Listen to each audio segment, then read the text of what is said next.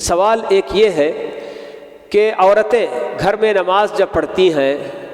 یہ نماز کا معاملہ چاہے گھر میں پڑھنے والی بات ہو یا مسجد میں آ کر بھی پڑھ رہی ہوں، سنت نفل وغیرہ جب پڑھیں گے تو خود اپنی ہی جو نا نماز وہ پڑھیں گے۔ ہم کو معلوم ہے کہ نماز میں، ہر نماز میں سورہ فاتحہ کے بعد اور بھی کچھ سورتیں پڑھنی ہوتی ہیں، تو ایسے میں سوال یہ کیا جا رہا ہے کہ جو سورتیں ہم کو پڑھنی ہیں سورہ فاتحہ کے بعد، کیا انہیں ترتیب سے ہی پڑھنا ضروری ہے یا پھر جیسے ہم کو یاد ہے اس طرح سے ہم پڑھ سکتے ہیں؟ بلکہ یاد کرتے ہوئے ہی ہمیں اس بات کا خیال رکھنا چاہیے کہ کون سی سورہ پہلے ہے اور کون سی سورہ بعد میں ہے، تاکہ نماز میں بھی جب بھی ہم کو پڑھنا ہو، جی سنت میں، نفل میں، یا کبھی ہم مسافر رہتے ہیں فرض بھی پڑھتے ہیں، یا فرض ہماری چھوٹ گئی اکیلے ہم کو پڑھنے کا موقع ہو رہا ہے، تو اس وقت جب ہم پڑھیں گے تو ترتیب کو ملحوظ رکھا جائے، یہ بہتر ہے۔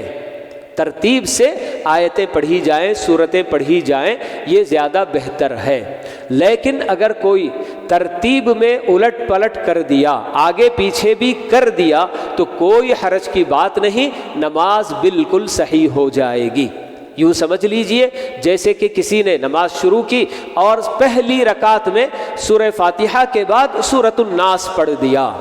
اب سورۃ الناس یہ قرآن مجید کی آخری سورہ ہے، اس کے بعد تو کوئی اور سورہ نہیں ہے، تو جب آدمی پہلی رکعت میں سورۃ الناس پڑھے گا اور اس کے بعد دوسری رکعت میں کوئی بھی سورہ پڑھے گا تو ترتیب یقیناً الٹ ہی جائے گی، چاہے سورۃ الفلق پڑھے یا پھر سورۃ الفیل پڑھے،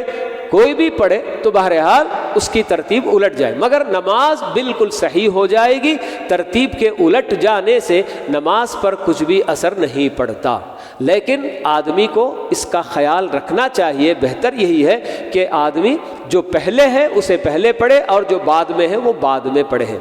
جیسے اب الم تری کیف فعل ربک باصحاب الفیل، سورۃ الفیل، اور اسی کے فوراً بعد سورۃ قریش لإیلاف قریش، جب نماز پڑھے گا بندہ تو پہلے سورۃ الفیل پڑھے پہلی رکعت میں اور دوسری رکعت میں سورہ قریش پڑھے، تو یہ ترتیب اس طرح سے بندہ پڑھے گا تو یہ اس کے لیے بہتر ہے۔ لیکن اگر ترتیب میں ذرا آگے پیچھے ہو جائے تو کوئی حرج کی بات نہیں ہے، اس سے نماز پر کچھ بھی اثر نہیں پڑتا۔